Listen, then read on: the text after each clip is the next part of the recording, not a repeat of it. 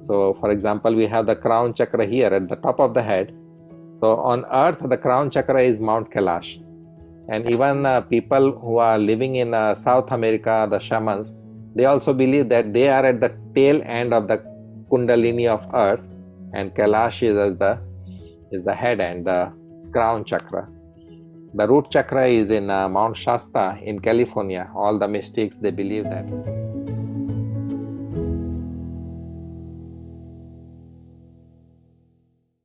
Namaste, Swamiji. Namaste, Sujata ji. So, welcome to Cafe Rainy Days. We are very lucky to have Swami Mahesh with us. Swamiji is also known as Wandering Mahesh. He's the founder of SIA International, through which he teaches various yogic activities. Swamiji's guru, Swami Satyananda Saraswati ji. He's a disciple of Satyananda Saraswati. Swami has traveled all around the world teaching yoga sadhana. He also organizes retreats in certain very high energy centers such as Peru, Tibet, Iceland, Kailas Mansarovar. And by background, Swamiji is an engineer. So over to you, Swamiji. How did this engineer become a Swami? Well, Sujata ji, I had some psychic experiences early on in my childhood. And at that time, I had no idea about all those experiences. But when those experiences became very strong when I was in high school, and this is when my mind started searching for answers, and I had to wait to find my right guru. And then it took some time. So in that meantime, I just finished my engineering. And after that, when the path opened up, I was with my guru, Swami Satyanandji Maharaj. He is a direct disciple of Swami Shivananji of Rishikesh. So yoga became a wonderful tool for me to understand and learn all the process of dealing with those psychic experiences, and also to look into something higher, something I would say more beautiful than what our senses can experience. What sort of psychic experiences were these, Swamiji?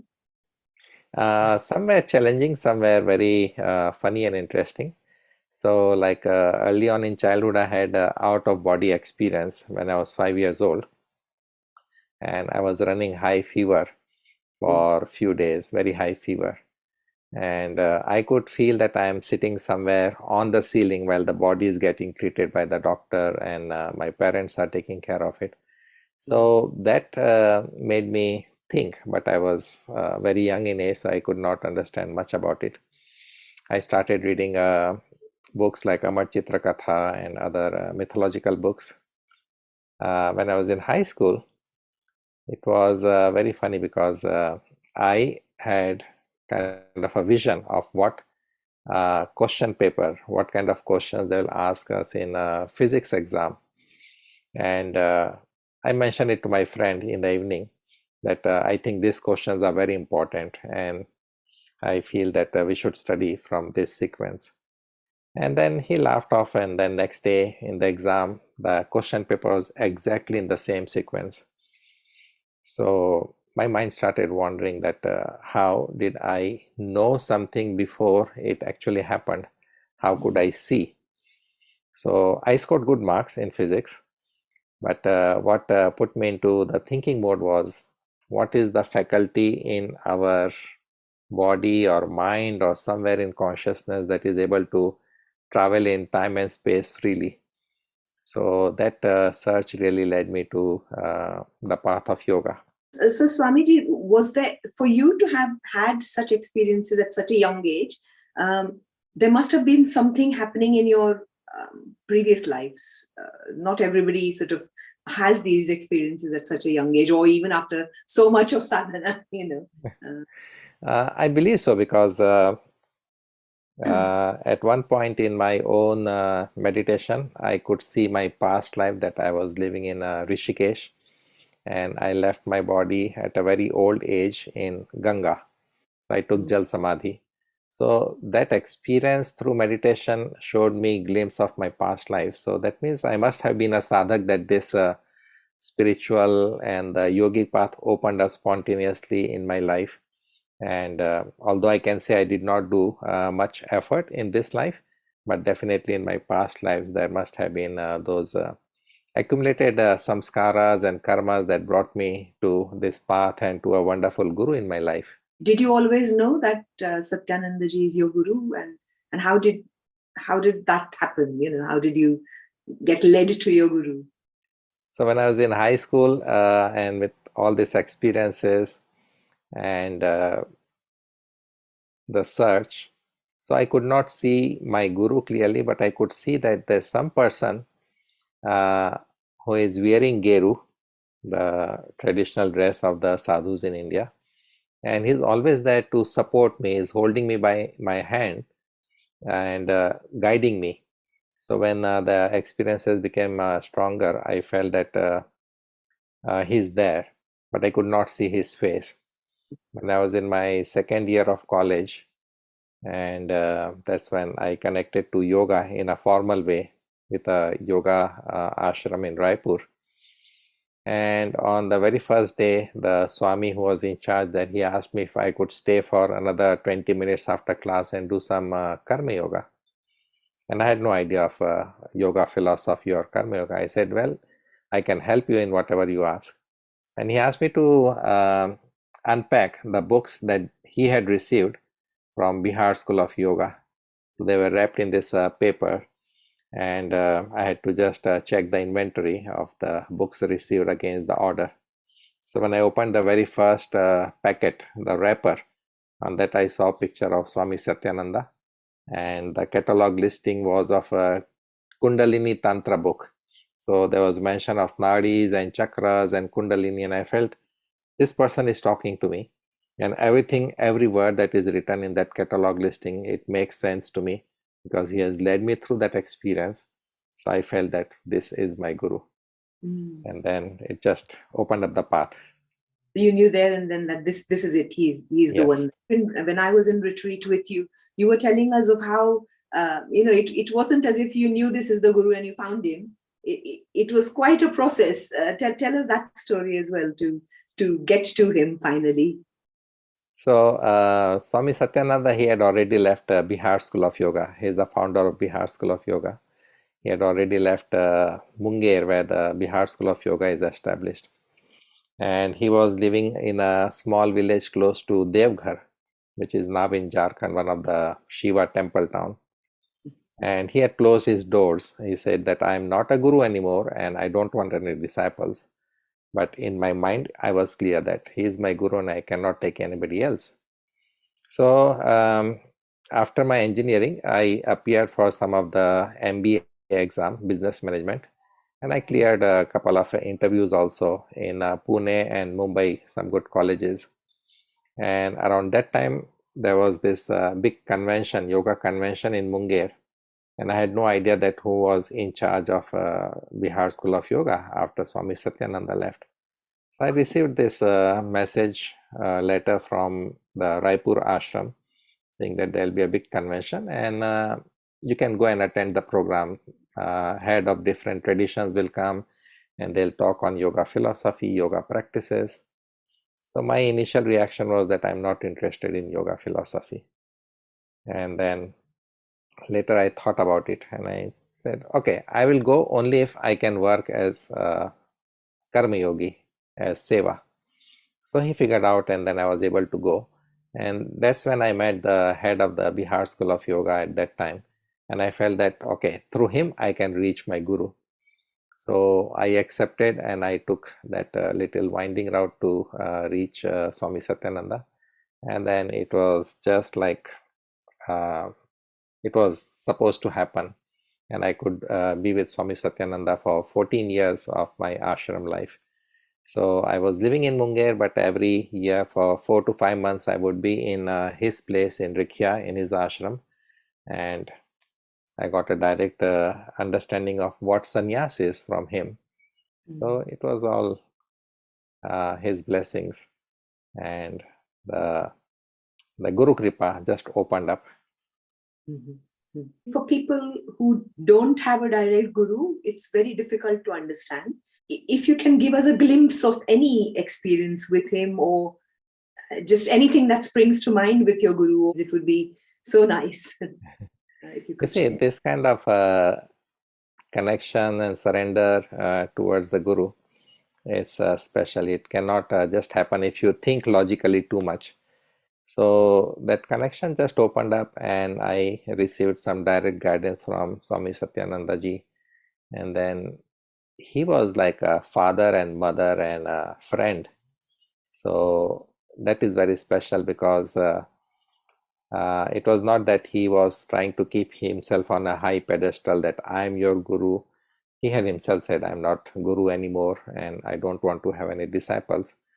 But very caring, loving, and the guidance I received from him was incredible, not just in a kind of a direct verbal information, but sitting in his satsangs. And then I was also driving him around many times. The experience with the Guru is always like he is your father, your mother, he is your best friend. So that kind of connection and that kind of surrender that comes when you dedicate yourself to Guru, that is special. That opens up kind of all aspects of your personality. And he was there. He was there always taking care with a loving approach. And also sometimes when he had to teach something, not through words, then it was through his actions. So a lot of learning from him. You mentioned that he really taught you what the meaning of sannyas is.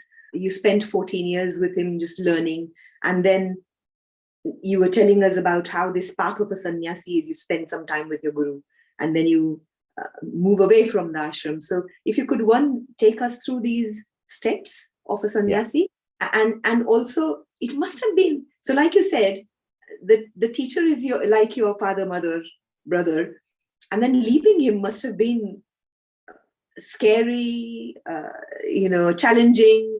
You see, I am guided by a lot of inner psychic experiences, and the role of Guru, the meaning of Guru is one who removes the darkness to bring in the light, and then that Guru has to, in a real sense, help to activate your inner Guru.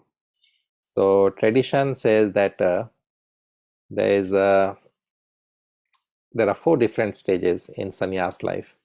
First is 12 years you spend with your Guru, and 12 years is also one full circuit of Jupiter around the sun.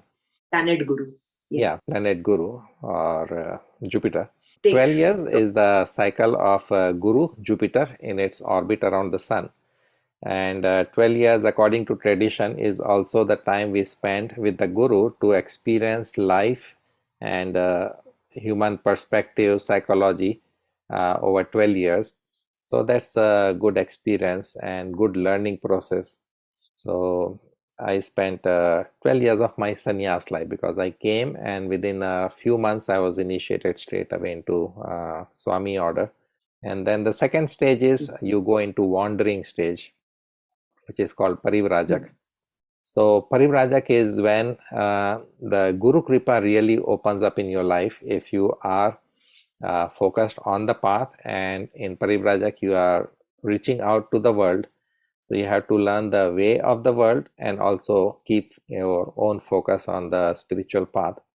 So that's a very challenging and also very interesting and very fulfilling stage, because people can live in the ashram. It's a kind of a secure environment and you don't have to worry about any paperwork or travel or taxes, anything. And we are provided with the food and the clothes that we need, and everything is provided, taken care of. But that is not the real purpose of sannyas. Sannyas means you become a trustee of yourself. You become trustee of everything that exists in the world. And then you share the beauty, the knowledge, the wisdom, and you help others to connect to the spiritual path. So ashram is always like a good place for people to come to, but not everybody can come to ashram. So in Parivrajak stage, you are supposed to travel and reach out to the world, to the people. And then the third stage, after a few years of wandering, when people feel that, okay, they can support this wandering yogi or Swami, then they help to set up an ashram. because for Swami, ashram is not a personal necessity. Ashram is a necessity from the spiritual purpose, that we have to go out and share the information, the knowledge, the wisdom with the world. So then people come together and they help the Swami with donation or with land, and then the ashram setup comes in. So the third stage is ashram, and I am slowly now moving into that stage because I have land in a forested area in Madhya Pradesh.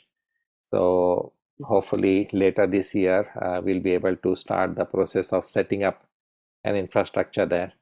And the fourth stage is that I help to set up the ashram, and then I train somebody who can take care of that ashram, and then I leave the ashram and follow my own spiritual journey towards the later part of life. So these are the four stages. First with the Guru, second in the wandering stage, third is settle down and set up an ashram, a spiritual center, so people can come and learn from you.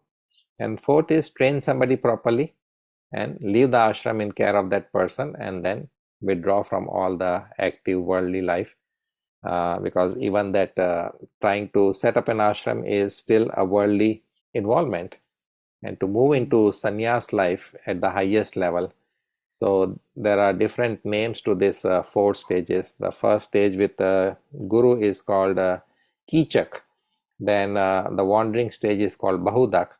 Then the ashram stage is called Hamsa. And then finally, when the person leaves everything and focuses on his or her own sadhana, and without any even the idea that I am a guru or I have disciples, but just with oneself, that is called Paramhamsa. So these are the four stages. I still keep going back to your path. So wasn't there any doubt when you decided that you want to go and learn with a teacher? Were you always very clear that you're going to be a sannyasi? You didn't think of, you'll have a family or... Let me tell you clearly that I did not aspire or had any ambition of becoming a sannyasi. I did not know what that was.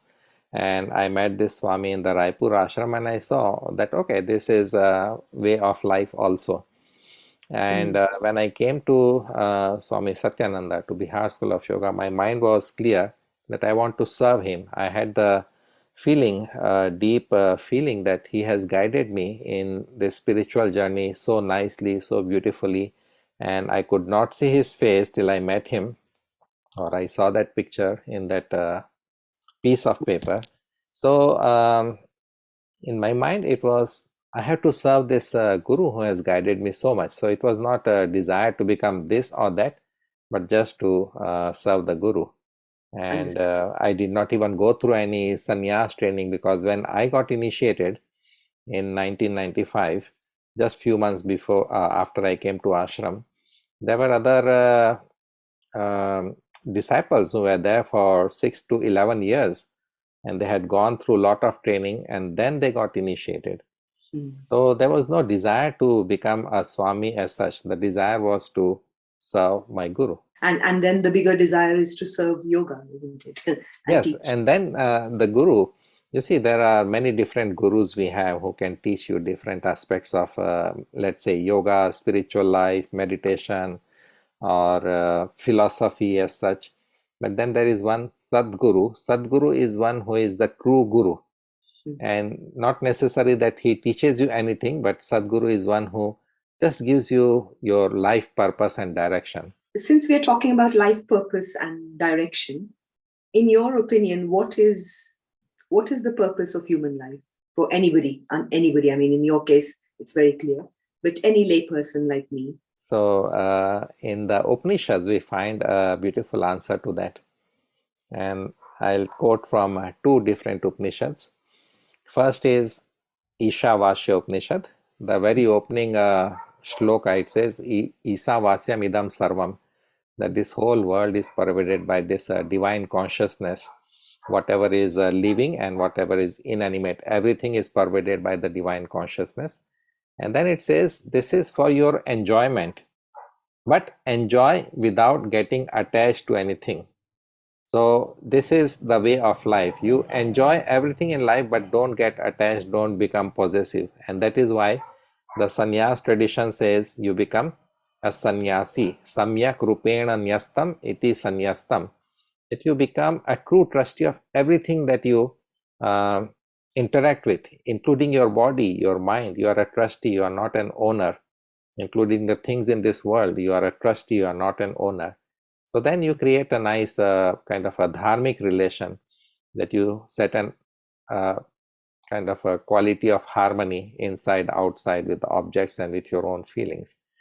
And then the true purpose of life that we find in Chandogya Upanishad, and it has been referred in other Upanishads also. For example, Brihad Aranyak Upanishad, it says Asato ma sadgamaya, that the journey should be from the unreal to the real. Tamaso ma jyotirgamaya, from darkness to light. Mrityorma amritam gamaya, from mortality to realizing the immortal self within. So that is the true and the highest purpose of life. In that journey, whatever you do in the middle, it's like, okay, you are on a train journey from point A to point B. Now, while you are on the train, what you do, read a newspaper, or you take a nap, or you read a magazine, or you eat some peanuts, or you chat up with your neighbors. This is all part of your life experience, and you should enjoy it without getting attached. So that's why I'm quoting from two different beautiful sources. But the highest purpose is, of course, to find the real from all this illusion, to figure out what is that reality. Also, Swamiji, when you were telling us about your psychic experiences, you've had very clear experiences with this other dimension of humanity. Most of us are only stuck in this sharir, physical, eating, drinking, whatever. and for all of us, even if, let's say, we had a glimpse of an experience or a feeling, we think, it's a feeling, don't it may not be true. How true are these chakras, koshas? They're so fascinating for anybody who hasn't experienced it. It's like, oh wow, but how can a layperson come in contact with these and just be more sensitive to these energies? That's a good question, because this is what brought me into the path, and I realized a lot of things under my guru's guidance. And now there are a lot of tools that show you your energy field, your aura field, your chakras.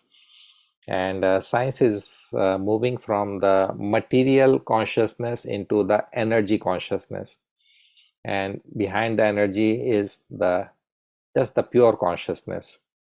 So this energy and consciousness phenomena we experience in our body, in our mind, in our prana, the energy movement, but we don't see beyond it, because when it becomes subtle, we start doubting it.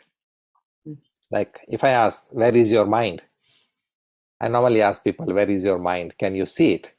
So mind is subtle. We process everything through the mind, but we don't exactly know where the mind is. People point here, I say, that's your hardware. There's the brain. There's the hardware that is doing all the energy movement, but mind is like a software. Similarly, the chakras, they are like inner softwares. So the most beautiful understanding in yoga is the pancha koshas, the 5 dimensions of our being. We know our physical body because we invest a lot of our awareness, a lot of our energy into this physical dimension. The next dimension is called the energy body.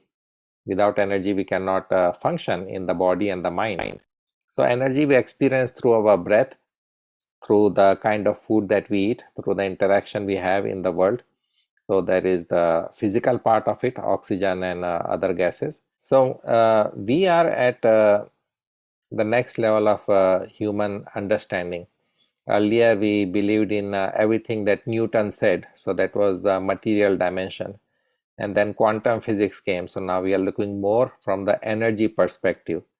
And the next dimension, of course, is the consciousness that the yogis have discovered, but science cannot speak about it because it's not measurable within the scientific parameters or through the instruments. So I experience the chakras, I experience the energy movement of Kundalini and all that. And now there are machines that can show you your aura field, that can show you your power of the chakras, or if the mind has a negative thought, how the chakras, they kind of protect you by closing in.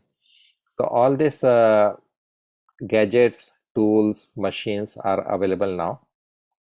And what I'm saying is that the most beautiful philosophy, which is very practical, because you see, yoga is always a practical approach to life, practical approach to spirituality. So it's not just some kind of mental gymnastics. Yoga helps us to understand everything and then transcend. So we are made up of 5 bodies, the pancha koshas. The first is the physical dimension. This physical dimension is where we invest a lot of our energy. Our mind goes into the physical body, the physical look we have, the physical desires we have through the senses. But that is just the gross dimension. The second dimension is energy dimension. Energy is the prana at its subtle level. In a physical level, we talk of oxygen and other gases, but at subtle level, it is the pranic energy, the fundamental life force. Now, this energy body, it is subtle, we do not see it, but we can still feel it through our breath, through our nostrils. The third is even more subtle, that is the mental body. This mental body works with the inner instruments of the primary mind, and then the ego, and then intellect, and also the memory field, the individual consciousness. So this is so subtle. We use the instruments which are subtle. They are not physical in nature. For example, ego. Is ego physical in nature? Ego can take on any form, but in reality it is not something physical. It's not a physical identity. When I connect with my body, my ego takes on this physical identity with the body. When I connect with an emotion, my ego takes on the feeling or that emotion as its identity. For example, if I say I am happy, now happiness is an emotion. That emotion is not something physical, but its effects are on the physical body. So we are talking of more subtle. Most of the time we are lost in these 3 dimensions, the physical, the energy, and the mental, because the energy dimension we use in our sensual desires, in fulfilling our basic instincts. So that energy gets depleted and we don't have access to the 4th dimension. This is where the understanding of the chakras, the true wisdom of who we are in connection with this universe, what is our purpose, and what we can do best in this life to add to the beauty and to the let's say the dharma of the world. And the 5th dimension is, we call the Ananda, Anandamaya Kosh. That is our true fundamental nature. This is how the energy kind of vibrates from the most subtle to the gross, and it comes as the physical body. We get lost in the mind, and that's why we cannot transcend beyond the mind into the Vijnanmaya Kosha, the wisdom dimension, the psychic dimension. And then we are lost in our own identity of who am I and what is my life purpose. And this is why so much confusion arises, and then we say it's all an illusion. But this mind, which is a versatile instrument, has to be trained properly, and then finally it has to be made calm. Then we look into the chakras.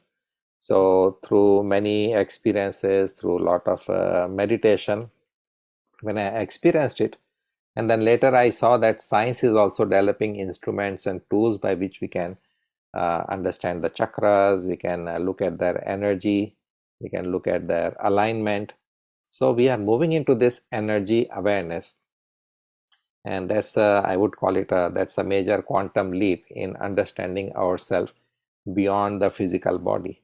Nice elaborate answer. So while we were talking about the energetic fields, etc., but you also do these retreats in all these various energy centers. In that energy dimension, if you could talk a bit about these divine centers, maybe where you take people on tours, as well as these dharmic places.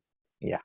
So you see, we are an energy principle. Our body, our mind, they are all vibrating with energy. So we set our own energy pattern, and this is how our personality, our mind gets defined. So we set up an energy field, and that has our imprint.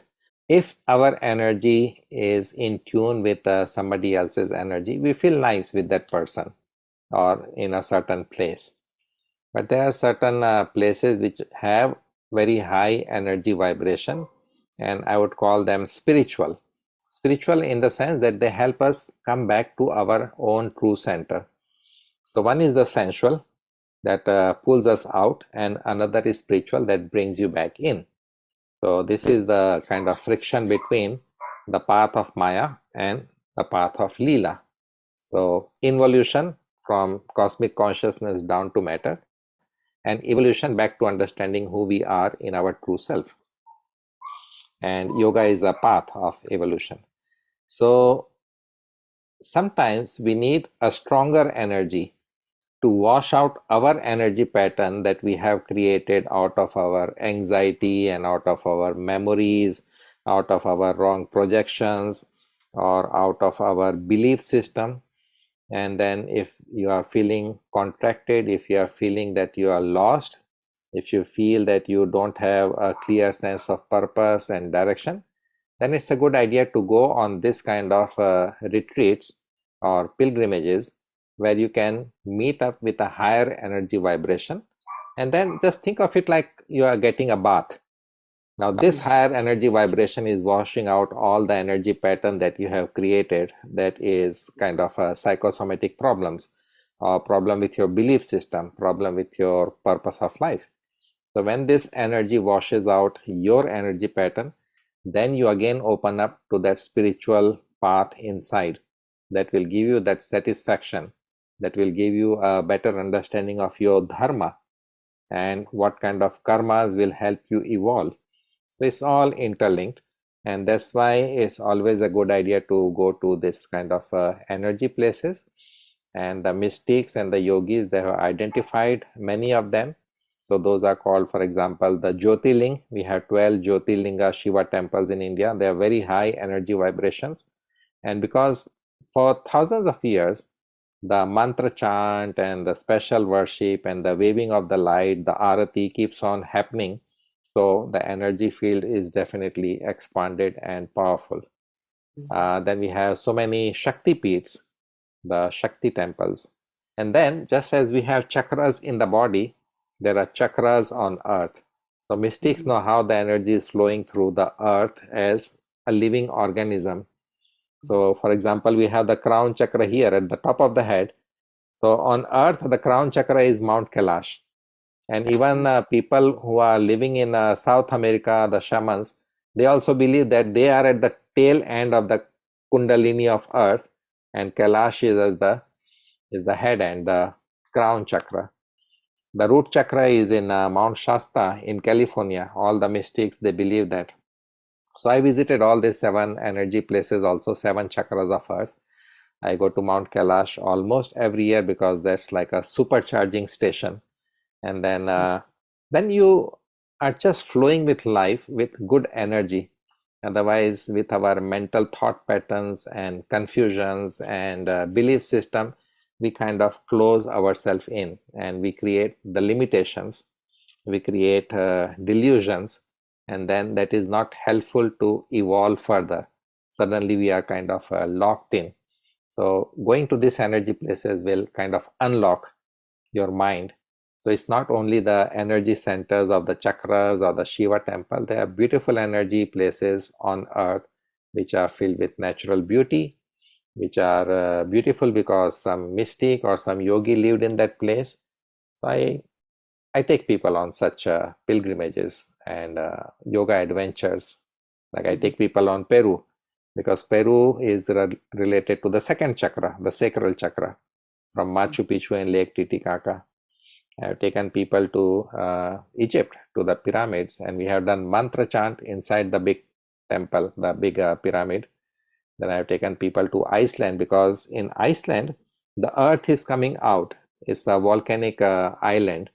So it's like fresh earth coming out. So you connect with the fresh earth element there, and the nature itself is beautiful.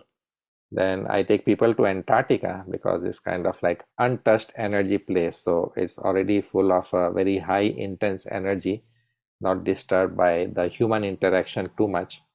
And then when you go to such places, your mind just opens up into a new understanding, a new perspective. So just like these energy places, Swamiji, there's also all the elements that are always working with your energy. So for example, you were telling us about how you should always have the tirtha at the water, that the sacred water that you're given as tirtha in the temples. So if you could talk a bit about water, but also other elements. How do you make use of these elements, but also how do you protect yourself? Because I'm sure just as a positive, there's also a negative, I'm assuming. Yeah, the positive and the negative, they coexist, and they are there to create that churning. And this churning is eternal. It's kind of happening always. So it's not something mythological that the yogis talked about, this churning of the ocean of milk. The ocean of the milk is like our own mind, and then a mind can think positive, it can also think negative, it can go either way. And to keep the mind focused and cleared and in the light and not in the darkness, the yogis and the rishis, they gave us certain tools that have over time become rituals.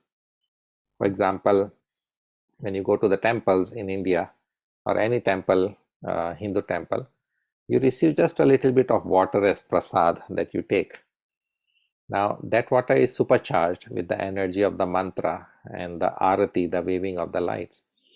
So water is a beautiful element. It's a cleansing element, and it's also responsible for life itself. This is how life came about, because of water element. We are thinking of going to moon and Mars, but the first condition is how we can have water there. We are looking for water. And our own physical body is made up of around 65 to 70% water by weight. So water is a very pervasive element in our system on earth. I think 71% of earth is water, the earth's surface. So water carries memory. Whatever you imprint on water, it carries that memory. And one Japanese doctor had done a research. So he had different samples of water and he gave them different vibrations through emotions, like holding one water and saying that I love you, you are beautiful, and then freezing it. Another sample, he said you are ugly and evil, and then freezing that water. And then another, that you are divine and blissful, freezing that. And then he saw the crystals of the frozen water that were given different emotions. All the crystals are different in shape, where he infused water with positive emotions, with the happy emotions. The water crystals are beautiful, just beautiful to look at. Where he said water that you are ugly, or where he expressed that I don't like you, or he expressed anger on water, the crystals are not even formed clearly, or they look ugly. They are not kind of a regular form. So if around 70% of our system is water, then this is the best element to work with. And the yogis and the rishis and the priests, they knew this. So water was always one of the important element, either when we are doing any havan or a big yagya, fire ceremony. You keep the water in the pot, and then you have this mango leaves and then a coconut. So that water gets charged. In the temple, when you go, there is just a small copper pot or sometimes a silver pot and a tiny spoon, not even a teaspoon, and you get that as prasad, then you drink, and then so water becomes a beautiful tool. And we always have, in the Indian system, we have this tradition of saying some mantra before we eat food. So before you drink water, before you eat food, it's always a good idea to charge that with some mantras. Mantras are not some wishful thinking. Mantras are received in deep meditation. So those are powerful energy patterns that we can imprint on water as an intention. And then you can work wonders with water.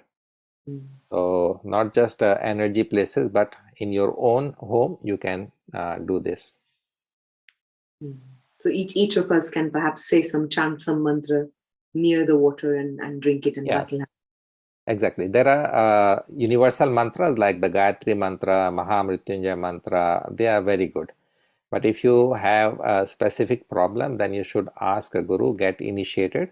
And if you look at Durga Saptasati, the book of chants related to goddess Durga, normally if it's printed from Gita Press, at the end you find collection of mantras for different use. So if somebody has a problem with a mental dimension, then there is a mantra taken from the Durga Saptasati and said that this mantra. Even for pandemic, they have mantra to protect people from pandemic, to protect people from any kind of disease, to protect people from any kind of legal problems. So there are different mantras, but one should receive it from initiation, because then the mantras have more power and then they become effective tool for change and transformation. So I wanted to ask you about, in Marathi we say Purvajanchi Punyai, which means that whatever your good deeds your Purvaj have done, your ancestors have done, that sort of affects your life, and that probably brings, well, I'm talking more about the good than the bad, but brings the good things in your life are perhaps because of your ancestors.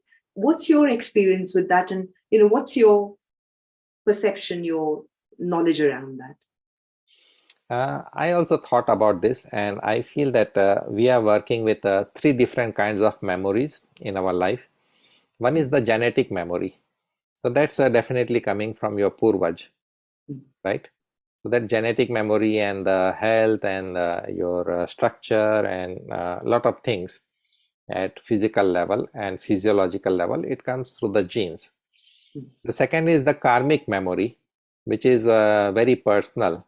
What you as an individual have experienced through many lives to come to this level of understanding or suffering because of the past karmas. So that is karmic memory. And third is the psychological memory that we kind of build up from this life when we are born. So we are taught, if I'm born in a different country and different religion, then I'll be imprinted with those kind of psychological memories. I'm born in India, so I'm born with a belief system from the parents, and then those kind of memories are building up in my psychological dimension. So these three memories, so definitely the Purvaj are there because of the genetic memory, because the genes carry a lot of information in a very subtle way. Then the karmic memory, which is my personal individual soul that has traveled through many lives to come to this level of understanding. And good or bad karmas, I am responsible for my own life, so my life is my responsibility. And third is psychological memory, what to do with all the memories that I have collected in this life, and that kind of stirs up my mind from time to time. That is also my responsibility. But we need guidance from time to time. We need guidance, and that's why guru becomes a very important person. Now, not necessary that guru has to be a human being, because in the tradition of Tantra, we believe Lord Dattatreya as one of the highest yogi. And he did not have any human guru. He had 24 gurus, but none of them was a human person in human body. So guru is one who opens up your mind, your perception towards higher reality.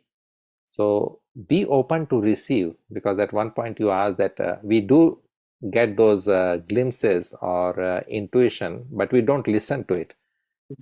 And this is where the energy drops back to our basic instincts and desires, and then we are caught in that whirlpool of instincts and desires, and that is Maya.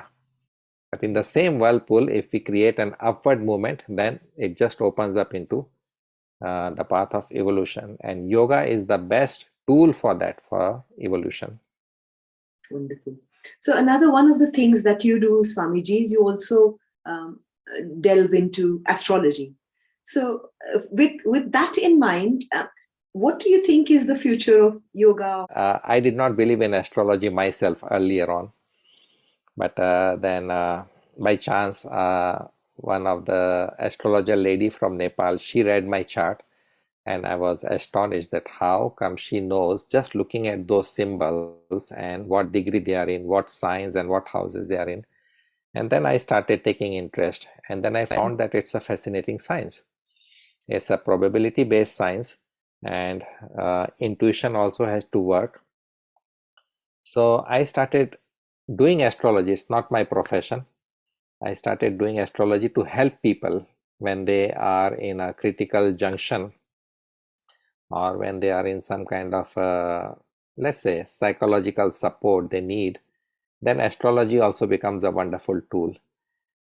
Looking at I cannot see directly into yoga, but I can see into like countries. India, the growth story is beautiful. India is always like a spiritual hub, and yoga is a universal science again. Yoga and Tantra was universal, I believe, because we find some symbols in the Mayan and the Aztec and the Egyptian culture that indicates that people knew something of the esoteric or the occult.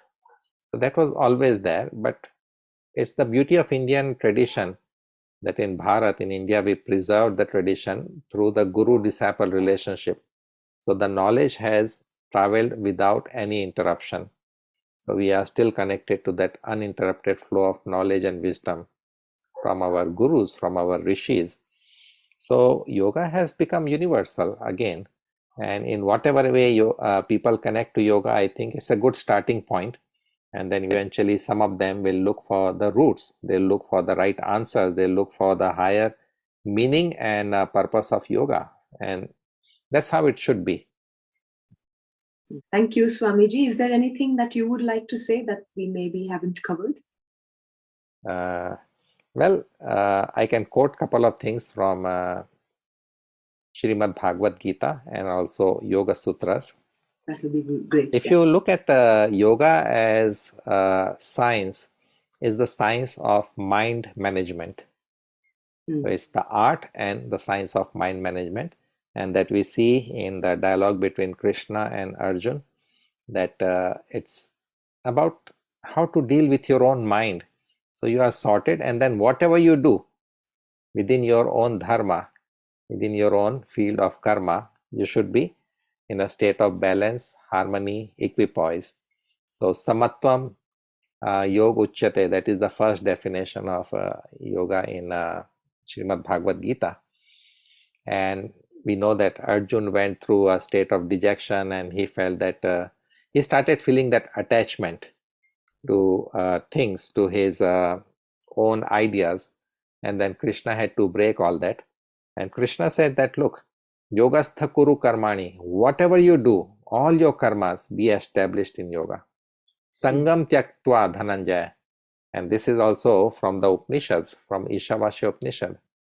Ishavasya Upanishad says, ten tyaktena bhunjitha. Enjoy this world, it's for your enjoyment. Enjoy it, but with tyag, not getting attached. So Krishna also says the same thing.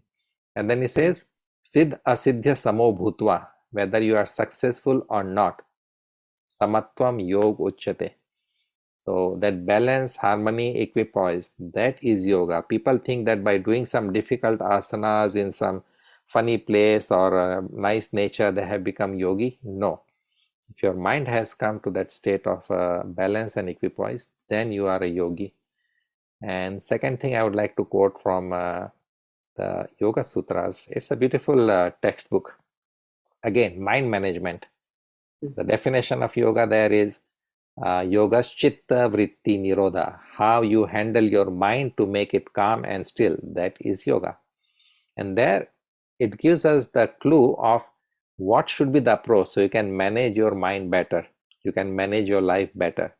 It says abhyas and vairagya, daily practice and non-attachment. Vairagya means not to allow your mind to be colored by the experiences. It's like putting the emotions and the experiences and the feelings in the right place without getting attached into positive or negative. And then for abhyas, it says, Satu dirghakal narantarya satkara sevito drid bhumi, that your practice in yoga or whatever you have accepted as part of your spiritual journey, it should be Narantarya for a long time without any break. Dirghakal and Narantarya, long time without any break, and with a positive attitude. So don't do your yoga practices in a mechanical way. Invest your time, because the return that you get from your daily yoga is not measurable in any worldly parameters. It will guide you into the highest experience.